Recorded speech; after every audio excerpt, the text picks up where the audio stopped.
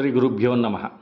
ఇంటి ప్రధాన ద్వారం అంటే గుమ్మంకి నేరుగా ఎదురుగా కొన్ని వస్తువులు లేదా నిర్మాణాలు ఉండటం వలన వచ్చే దోషాన్ని ద్వారవేద అంటారు. అంటే ఇంటి గుమ్మం ముందు నేరుగా ఏదైనా అడ్డంకి ఉంటే అది అశుభ ప్రభావాన్ని పెంచుతుంది.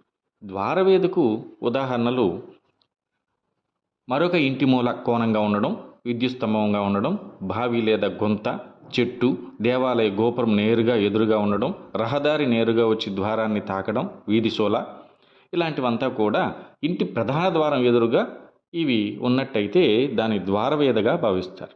ఈ మధ్యన ఒక గృహ యజమాని ఎందుకో సందేహం వచ్చి పిలిపించడం జరిగింది.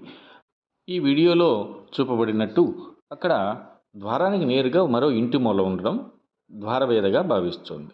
కాబట్టి ద్వారాన్ని పక్కకు మార్చి పెట్టుకోవడం ఒక పరిష్కారం. లేదంటే ద్వారవేద ఏర్పడుతుంది. అందులో ధన నష్టము, ఆరోగ్య సమస్యలు, పనులు ఆలస్యం కావడం, ఇలాంటివంతా కూడా సమస్యలు ఎదుర్కోవాల్సి రావడం అందువలన వాళ్ళు చూపించడం జరిగింది.